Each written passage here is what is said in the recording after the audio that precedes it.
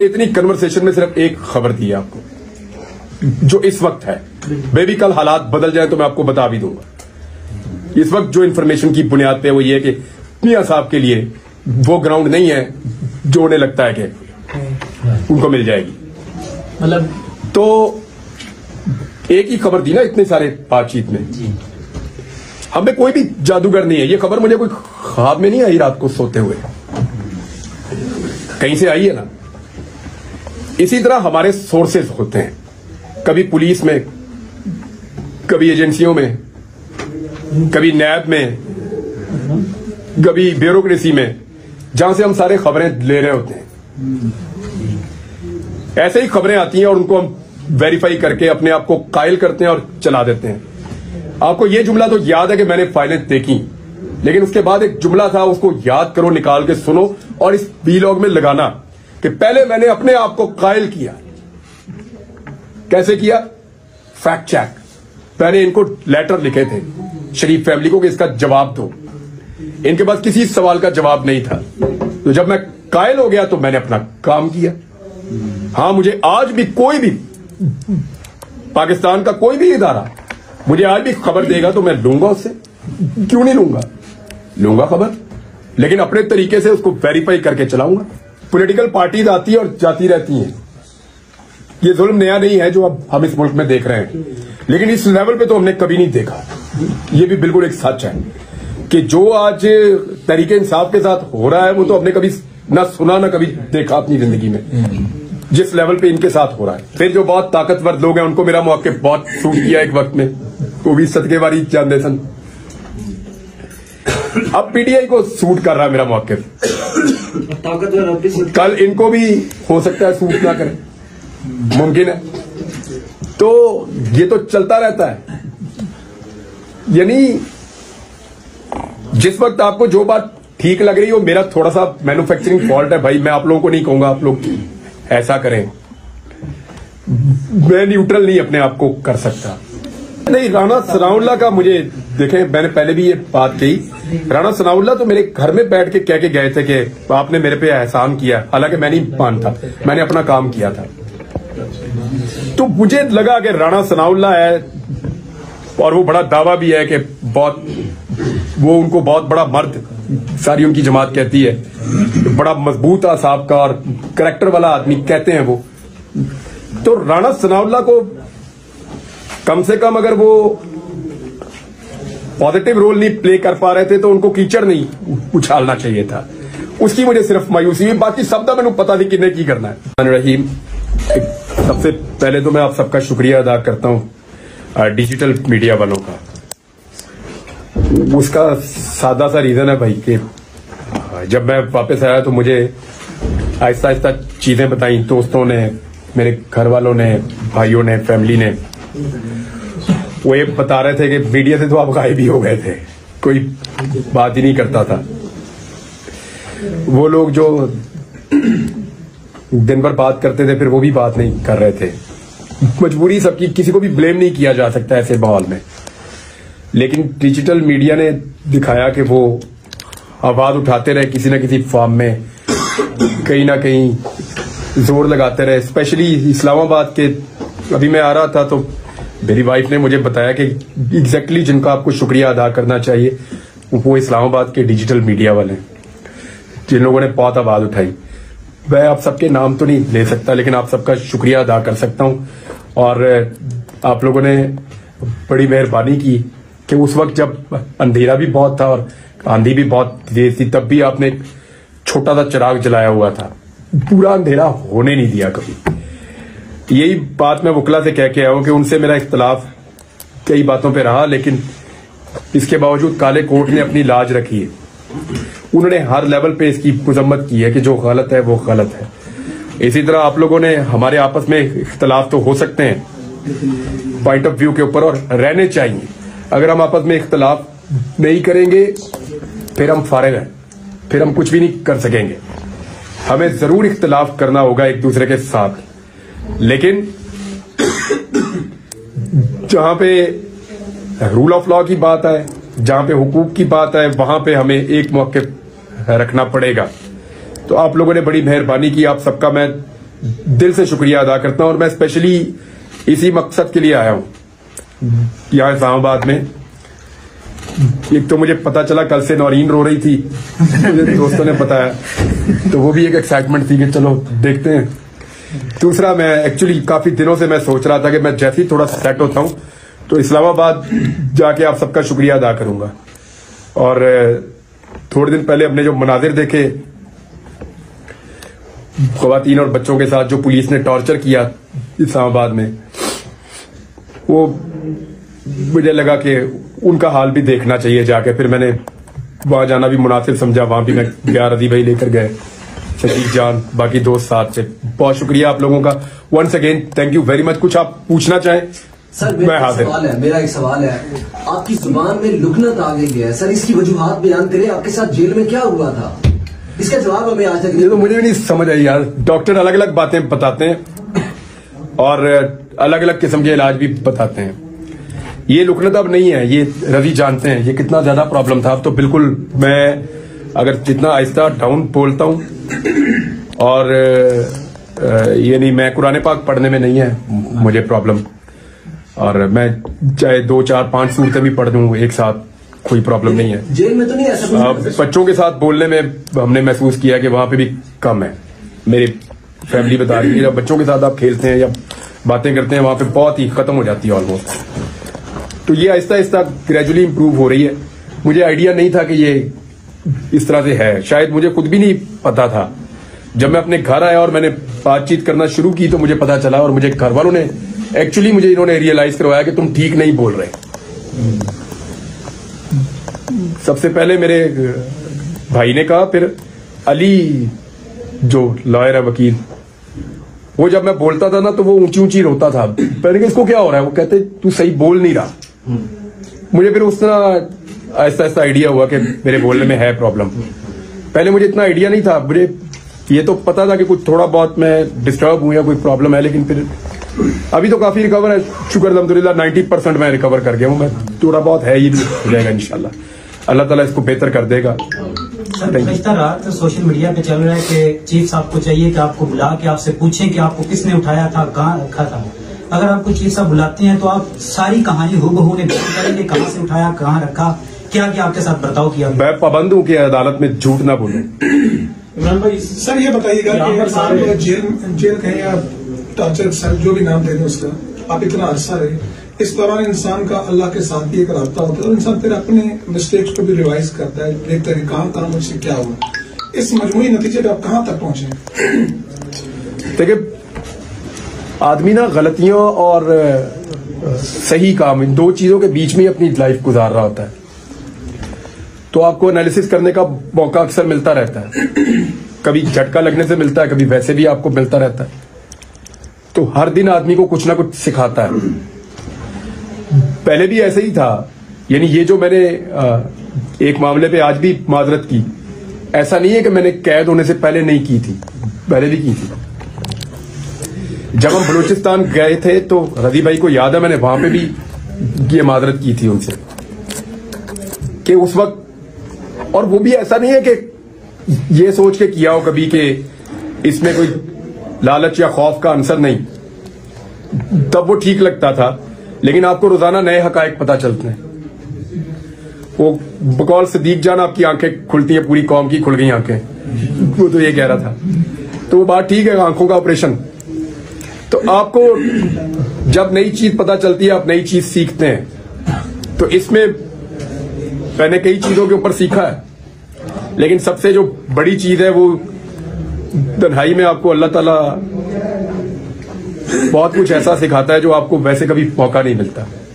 ये बात आपकी ठीक है, बिल्कुल ठीक बात है। सर ये बताइए कि आज जब आप लापता हुए थे, जब आप गुमनामी की जिंदगी में चले गए थे, कभी ऐसा महसूस हुआ, कोई ऐसा दिन आया आपकी जिंदगी में कि आपने कहा बस आप शायद मैं कभी भी वापस आ सकूं, या आज आखिरी दिन है? रोज सर, अगवा होने से लेकर निकलने तक का सारा जो आपको पता है कि कितने दिन आप कहाँ रहे, और सर इसमें ये भी ऐड कर दें, यहाँ पर भी सारे साफी हैं, तो खुदा ना खास्ता कभी किसी साफी के साथ इस तरह से हो सकता है, तो वहाँ पर अहवाल जिस तरह से भाई ने पूछा, लेकिन वहाँ पर मेन चीज जो है कि किस तरह बंदा डट सकता है किसी अपने पॉइंट पर। अल्लाह ना करे कभी किसी को ऐसी तकलीफ से गुजरना पड़े, अल्लाह ना करे। मेरी दुआ है आप सबके लिए, अल्लाह किसी को भी ऐसी तकलीफ से ना गुजारे। सर सबसे ज्यादा जो चीज आपको याद आई वहां पे, टाटा सेल कहें, जेल कहें, कुछ और कह लें, वो ऐसी क्या चीज थी जो पर्सनली जो आपको याद आई? वो 2-4 दिन होना तो आपको 1-2 चीजें याद आती हैं। मैं तो कोई चीज बची नहीं थी जो याद ना आई हो। सबसे पहले तो आपको अल्लाह याद आता है। जब भी आप फंसते हैं ना जिंदगी में कभी, सबसे पहले आपको अल्लाह याद आता है। अल्लाह ताला कुरान पाक में कहता है बार बार कि खासतौर पे उसने कश्ती वाली मिसाल दी है कि जब इनकी कश्ती तूफान में घिर जाती है तो ये अल्लाह को याद करते हैं, खालिस अल्लाह को पूरी तौहीद के साथ। तो जब अल्लाह इनको साहिल पे पहुंचा देता है तो फिर अक्सर जो है उनमें से कुछ ऐसे हैं वो मुकर जाते हैं। आपके सामने कोई डिमांड रखी गई है, ये सवाल आप जो है ना हक की आवाज बुलंद करना बंद कर दें, हम आपको छोड़ देंगे, कोई डील या कोई इस तरह की बात हुई थी आपके साथ? आप ये ना पूछें, आपके लिए बेहतर है। तो मीडिया पे पिछले दिनों जो आपने पोस्ट की, जो मुबशिर जैदी साहब बड़ा तनकीद कर रहे थे, इससे पहले जब आप अरेस्ट नहीं हुए थे, अगवा नहीं हुए थे, इकरार हसन साहब से आपका बड़ा एक सोशल मीडिया पर जारी रहता था। अभी आप अपने वीलॉग शुरू करने जा रहे हैं तो साफियों के साथ फिर क्या कोई इस तरह का सिलसिला होगा? देखिए, इख्तिलाफे रहना चाहिए। मैंने कहा कि हम में से कोई भी मुकम्मल नहीं है, हम सबसे गलतियां होंगी। बात यह है कि हम गलती से कुछ सीख सकते हैं या नहीं। हम पहले भी गलतियां करते रहे, आइंदा भी करते रहेंगे और सब करते हैं, कोई भी मुकम्मल नहीं होता। और इख्तिलाफे रहे तो बड़ी अच्छी चीज है। जहां तक इकरार का मामला है, इकरार खुद मेरे घर आया था, बल्कि उससे पहले, जब शुक्र है मेरी गिरफ्तारी से पहले अगर खुदा ना खास्ता मैं वापस ना आता तो उसको जिंदगी भर ये गिल्ट रह जाता। उसने मेरी गिरफ्तारी से पहले मुझे फोन किया था एक दिन और सॉरी किया था। तो मैंने कहा मेरा तो कोई शिकवा ही नहीं है भाई, आपकी इंडिपेंडेंट राय है, आप मेरे बारे में कोई भी राय रख सकते हैं। अच्छा इमरान भाई, आपके जो चाहने वाले हैं बहुत शिद्दत से आपके पहले वीलॉग का इंतजार कर रहे हैं, तो सबसे पहले तो ये बताइएगा कि वीलॉग में वही जोश और जज्बा, वही जज्बा और वही बहादुरी होगी, और साथ ही साथ जिस तरीके से आप लोग आपको चाह रहे हैं, अभी हमने देखा प्रेस क्लब के बाद जिस तरीके से लोग आपसे मिल रहे थे, तो बहुत से लोग ये भी कह रहे हैं कि उनको इमरान खान आपके अंदर नजर आ रहे हैं, तो क्या कोई सियासत में भी आ सकते हैं? उस हवाले से भी कोई सोच है आपकी? अच्छा, ये वैसे आप सबको ही जवाब देना चाहिए उन सारे लोगों को जो कह रहे थे कि ये इलेक्शन लड़ेगा। मैंने तो कागज नहीं जमा करवाए, मैंने तो घर इलेक्शन चल के आया बार बार, मैंने तो नहीं कागज जमा करवाए। आपको अगर मैं नाम लूं उन लोगों के जो बहुत इंसिस्ट कर रहे थे तो आप हैरान हो जाएंगे। बहुत अरसे से होता क्या है कि एक दौर में मेरा मौक़िफ़ सूट कर रहा था पीएमएलएन को, परवेज मुशर्रफ का दौर था, दे वर हैप्पी। पीपल्स पार्टी का दौर था, पीएमएलएन बड़ी खुश थी मेरे मौक़िफ़ को लेकर, सदके वारी जाते थे ये। फिर इनको मेरा मौक़िफ़ सूट नहीं किया। एक टाइम आया पीपल्स पार्टी को कुछ सूट किया मेरा मौक़िफ़, फिर उनको सूट नहीं किया। फिर जो बहुत ताकतवर लोग हैं उनको मेरा मौक़िफ़ बहुत सूट किया एक वक्त में, वो भी सदके वारी जानते सन। अब पीटीआई को सूट कर रहा मेरा मौक़िफ़, कल इनको भी हो सकता है सूट ना करे, मुमकिन है। तो ये तो चलता रहता है। यानी जिस वक्त आपको जो बात ठीक लग रही हो, मेरा थोड़ा सा मैन्युफैक्चरिंग फॉल्ट है भाई, मैं आप लोगों को नहीं कहूंगा आप लोग ऐसा करें, मैं न्यूट्रल नहीं अपने आप को कर सकता। मुझे लगता है ये वाली बात गलत है, मैं कह ही देता हूं, राय नहीं जाता मेरे से, तो इसलिए प्रॉब्लम हो जाता है। यानी मुझे लगता है ये गलत है और ये सही है, तो मैं दोनों के बीच में अपने आप को बैलेंस नहीं कर पाता, शुरू से ही नहीं कर पाता। मैं कह देता हूं ये वाली गलत है और ये वाली सही है बात। तो इसलिए जिसको वो मौक़िफ़ सूट कर रहा होता है उसकी मैं आंखों का तारा बन जाता हूं। ऐसी ही जिंदगी गुजरी है, आप सारे गवाह हैं। अभी ये हो सकता है कल को वक्त क्या करवट ले, आज जो मेरा मौक़िफ़ है वो एक और सियासी जमात को सूट कर रहा है, हो सकता है कल उन्हें ना करें। और मैंने सियासत में आने का कोई फैसला नहीं किया। जब करूंगा आप सबको इकट्ठा करके ऐसे अनाउंस करूंगा कि भाई अब मैं सियासत में जा रहा हूं और मैं करना चाहता हूं, और उसको भी खुल के करूंगा, ऐसे ही दबी दबी किस्म की नहीं करूंगा, खुल गुला के करूंगा।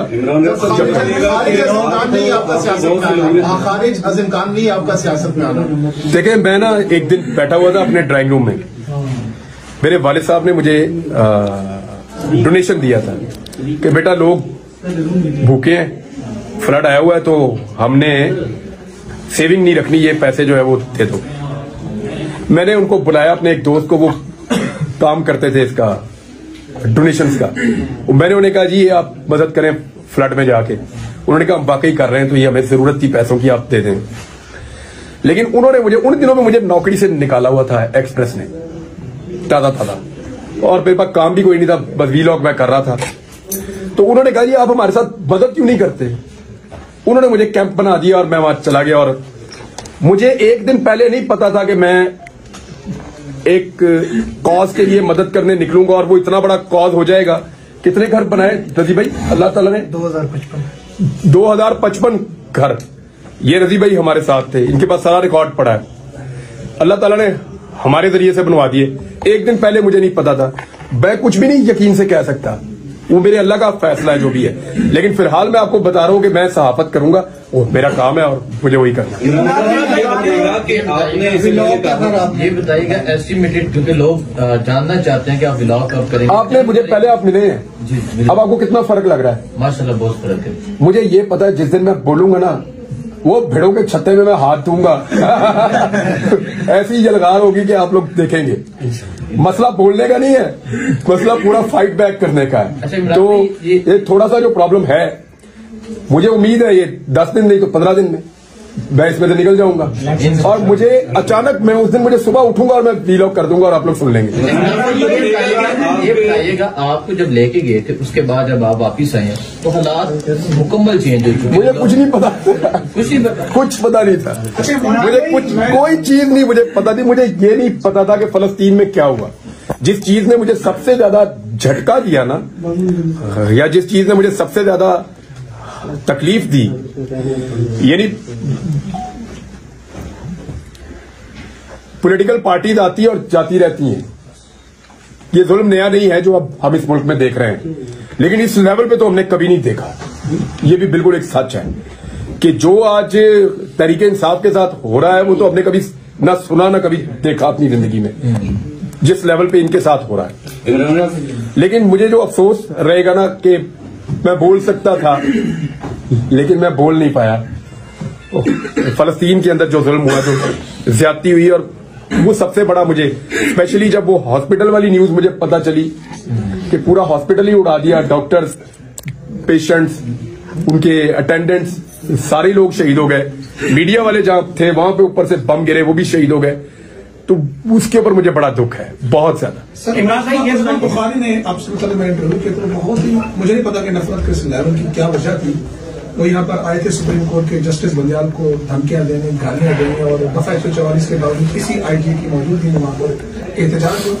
इसकी क्या वजह? क्या किसी मोदी के बंदे ने आपको इस रिहाई के बाद फोन भी किया? कोई ऐसा बंदा में से है कि जिसने आपसे हमदर्दी का इजहार किया? इमरान भाई, इसी में राना सनाउल्लाह भी ऐड कर लेंगे। अरे नहीं, राना सनाउल्लाह का मुझे देखे, मैंने पहले भी ये बात कही। राना सनाउल्लाह तो मेरे घर में बैठ के कह के गए थे कि आपने मेरे पे एहसान किया, हालांकि मैं नहीं मानता, मैंने अपना काम किया था। तो मुझे लगा कि राना सनाउल्लाह है, और वो बड़ा दावा भी है कि बहुत, वो उनको बहुत बड़ा मर्द सारी उनकी जमात कहती है, बड़ा मजबूत आसाब का और करैक्टर वाला आदमी कहते हैं वो। तो राना सनाउल्लाह को कम से कम अगर वो पॉजिटिव रोल नहीं प्ले कर पा रहे थे तो उनको कीचड़ नहीं उछालना चाहिए था। उसकी मुझे सिर्फ मायूसी हुई, बाकी सब तो मैंने पता थी किन्हें की करना है, आइडिया था मुझे। अच्छा इमरान रियाज साहब, ये बताइएगा कि जैसे कि आपने कहा कि मेरा बयान कभी कौन सी पार्टी को पसंद आता है, कभी किस पार्टी को, तो आपको किसके बयान पे ज्यादा चेस आई है?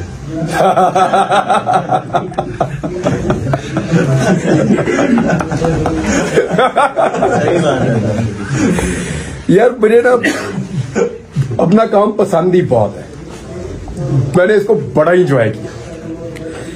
अगर आपको ये काम पसंद है ना तो इसको करते रहना। डिजिटल मीडिया में वही आते हैं जिनको ये काम पसंद है। ये तनख्वाह तो यहां मिलती नहीं है, आप अपने दिल से आते हैं, पहले धक्के खाते हैं, जोर लगाते हैं, खबरें इकट्ठी करने की कोशिश, कभी इधर भाग कभी उधर भाग। ये सारे तो जुनूनी और शौकीन लोगों का काम है जो डिजिटल मीडिया में आए हैं। इनका पैशन भी हमारे इलेक्ट्रॉनिक या प्रिंट मीडिया के लोगों से ज्यादा है।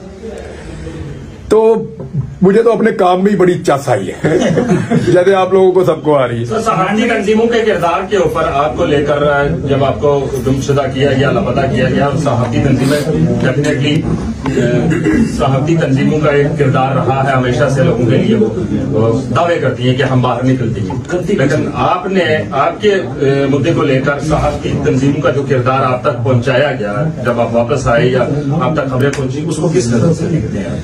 देखिए, मैं एक चीज तो आपको क्लियरली कह दूं कि मुझे गिला नहीं है किसी से। अगर किसी ने मेरे पे कीचड़ उछाला या किसी ने को गलत तरीके से पोर्ट्रे किया, उससे है मुझे प्रॉब्लम। यानी तलत हुसैन ने कहा कि मैं खुद ही चला गया हूं और खुद ही आ गया हूं। क्यों भाई? तलत हुसैन ने कहा, उनको कहां से ये बात पता चली? या उनको मैंने तो नहीं ये बात कही तलत हुसैन को, खुद ही चला गया खुद ही आ गया, वो तो ये उन्होंने क्लेम कर दिया। यहां मेरा गिला बनता है। जो नहीं बोल पाया उससे क्या गिला करें, मजबूरी होगी कोई। सर, ये शायद हकान अब्बासी जिनका आपने दफा इंटरव्यू भी लिया था, एक दफा नहीं 2-3 दफा लिया। 2-3 दफा उन्होंने कहा वो आपको जानते ही नहीं। बनता भी यही था। इमरान भाई बताइएगा कि हमने जब ये आपको गुमशुदा जिंदगी में चले गए, हमने हुकूमत से बारहा पूछा, वजीर आजम उनके दूसरे नुमाइंदे थे, वो कहते थे हमें तो पता नहीं। क्या आप समझते हैं उनको पता नहीं था? और हाँ, मैं समझता हूँ कि जवाब देते थे, मैं समझता हूँ कि उनको नहीं पता। टक्कर का सहाफी का जरा इनसे पूछिए कहाँ होगा, ये भी कहते थे साहब। तो भाईजान, वो अगर कहते थे उनको नहीं पता तो मैं उन पर यकीन करता हूँ, बाकी नहीं पता होगा। आपके वक्त का मैं कायल हूँ, कम अज कम मैं आपके व्लॉग्स बड़े रेगुलर सुनता था। और 17 जुलाई 2022 को जो इंतखाबात में थे, आपने कहा था कि हर तरफ से सर्वे हो रहे थे, वो हुकूमत में भी थे, पावरफुल भी थे, कहते थे 1 सीट 2 सीटें पीटीआई जीतेगी। एग्जैक्टली ऐसा ही मैंने कहा था कि ये 15 से ऊपर चले जाएंगे। बिल्कुल ऐसे ही एग्जैक्टली वही हुआ था। अभी ये बताइए, जो इस टाइम की यानी कि सिचुएशन है, ताकतवर मजीद ताकत में है, तो अब ये फिर उसी तरीके की रिगिंग करने की कोशिश करेंगे जो प्री पोल रिगिंग स्टार्ट भी हो चुकी हुई है। अब आप बताएं, अपना वो ओपिनियन दें, क्योंकि अब आप फील्ड में मैं आपको एक खबर दे देता हूं कि नवाज शरीफ के लिए अच्छी खबर नहीं है। इमरान खान के हवाले से भी एक कमेंट देखिए, उनका अभी मुबहम है, मैं कुछ कह नहीं सकता, मेरे पास कोई इतनी क्लियर खबर नहीं है, लेकिन नवाज शरीफ के लिए अच्छी खबर नहीं है। इंफॉर्मेशन की बुनियाद पे मैं आपको कह रहा हूँ। और होने लग जाएगी इस खबर पर नूरीन और अल्लाह उसको खबर देगा।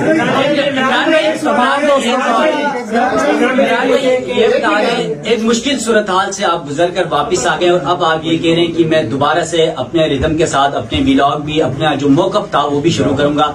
क्या आपको फिर से वो खौफ नहीं है कि कहीं आपको दोबारा उठा न लिया जाए? है। अच्छा, इमरान भाई, ये अब तक की आपने जो गुफ्तगू की है उसमें सबसे इम्पोर्टेंट बात आपने अभी की है, जो आप कह रहे हैं कि इन्फॉर्मेशन की बेस पर आप ये बात कर रहे हैं कि नवाज शरीफ साहब के लिए अच्छी खबर नहीं है। दूसरी तरफ वो लोग बहुत कॉन्फिडेंट भी है, मीडिया में आकर कह रहे हैं कि भाई हम लोग अगली हुकूमत बना रहे हैं, तो मजीद वजाहत करना चाहेंगे। गल हो गई है, गल नहीं बनी भाई। देखिए, मियां साहब ने ये दावे किए थे और इनकी पार्टी के सीनियर लोगों ने, और ये वादे किए थे कि जिस वक्त हम लैंड करेंगे पाकिस्तान में, पूरा पाकिस्तान इमरान खान को भूल जाएगा। वो अपना वादा नहीं पूरा कर सके। तो ऑप्शन क्या है मियां साहब के अलावा? कौन सा ऑप्शन है इस वक्त? इमरान खान को काबिल कबूल है इस वक्त? काकड़ साहब कैसे रहेंगे? बड़ी ऑप्शन है, पूरा मुल्क भरा हुआ है, आप भी एक ऑप्शन है। बहुत से लोग आपको अपना हीरो मानते हैं, अशद शरीफ भाई को भी अपना हीरो मानते हैं। क्या दौरान हिरासत या गुमशुदगी के दौरान कभी अशद भाई की याद आई या उनका कोई ज़हन में ख्याल आया? हाँ सर है। तो सर क्या उस वक्त तासुरात क्या थे आपके? मैंने आपसे इस बार क्या कहा ना, इतने सारे दिन है यार। सबसे पहले तो मैंने आपसे कहा कि आपको अल्लाह याद आता है, फिर रोजाना मुझे कभी कोई बच्चा याद आता था, कभी फैमिली का कोई रुकन याद आता था, कभी अम्मी अब्बू, कभी कोई दोस्त बड़ी शिद्दत से याद आता था कि घोड़ी मेरे पास है, उसकी याद आ रही थी एक दिन। तो होता है ना आपको कि आपके पेट्स होते हैं, वो भी आपको बाद वक़्त याद आते हैं। दोस्त बहुत सारे ऐसे हैं जो याद आ रहे थे, लेकिन सीरियसली वाकई अरशद शरीफ मेरे दिमाग के एक कोने में रहा। वजह यह भी थी कि मुझे कई दफा लगता था शायद मैं भी वापस नहीं जा पाऊंगा, कि भी एक रीजन हो सकता है। कोई भी चीज श्योर नहीं होती। इमरान भाई डिजिटल मीडिया को पोस्ट किया है, डिजिटल मीडिया को पोस्ट किया आपने, इमरान अरशद शरीफ को शेयर किया गया, आपके साथ ये किया गया। अब हम लोग इस तरह की वीडियो बनाते हैं, हमें तो रोका जाता है कि भाई इतने बड़े एंकर थे, उनके साथ ये किया गया, तो आपको छोड़ेंगे, तो ये जारी रखना चाहिए चीजें। देखिए, मैं एक चीज मानता हूं, ये डिसीजन आप सबको अपने अपने तौर पे करना है भाई। मैंने अभी क्या कहा कि मैं उन लोगों से गिला नहीं कर सकता जो बोल नहीं पाए मजबूरी से। क्यों करूं? हर एक अपनी जिंदगी, उसकी अपनी मजबूरी, उसकी अपने हालात हैं जिनके मुताबिक वो फैसला करता है। सबके अपने अपने हालात हैं ना, तो आपने अपने मुताबिक खुद फैसला करना। मैं अगर मशवरा आपको दूंगा तो सिर्फ ये दूंगा कि आप लोग कुरान पाक को पढ़ें तर्जुमे से।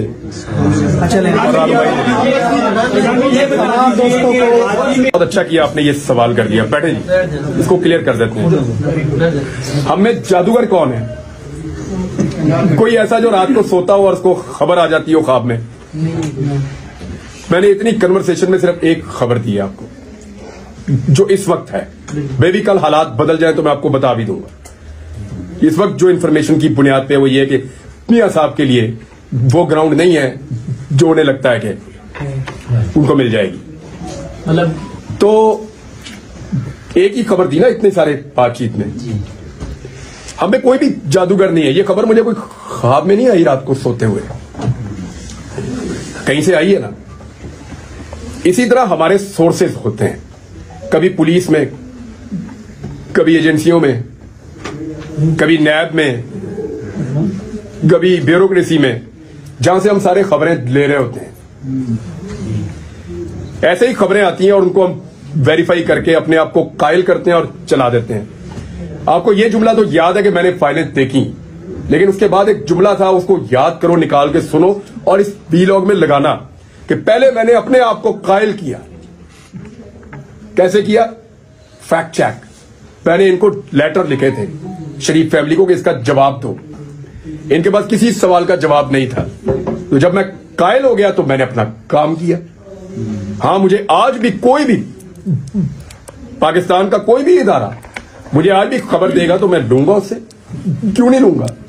लूंगा खबर, लेकिन अपने तरीके से उसको वेरीफाई करके चलाऊंगा, जैसे मैं पहले करता था। आज भी लूंगा। देखें, ये नहीं हो सकता कि हमें ख्वाब में खबर आए और हम चला दें। ये he said she said journalism नहीं है। आपके सोर्सेज बनते हैं इदारों में, महकमों में, एजेंसियों में, डिपार्टमेंट्स में, सहाफियों में, पॉलिटिकल पार्टीज में। वहां से आप खबरें निकालते हैं। हादसाती तौर पे तो आपको कभी अचानक ही कोई खबर मिलती है। जैसे मैं एक दिन सड़क से जा रहा था तो गोली चल गई। मैं उतर के देखा तो वो अंग्रेज था, वो गोलियां मार रहा था। रेमंड डेविस पे मौके पे खड़ा था। ये हादसाती तौर पे मुझे खबर मिल गई, लेकिन उसका नाम रेमंड डेविस था और वो अमेरिकन है। ये पता करने के लिए मुझे अपने पुलिस के सोर्स को एक्टिवेट करना पड़ा और एक एजेंसी के। वहां से फिर पता चला कि ये एक्चुअली बंदा कौन था। खबर ख्वाब में नहीं आती भाई। आइंदा भी मिलेगी तो खबर दूंगा, उस पर काम करूंगा और आपको दूंगा। आप सबका जनाब बहुत बहुत शुक्रिया। और मैं यहाँ पे इमरान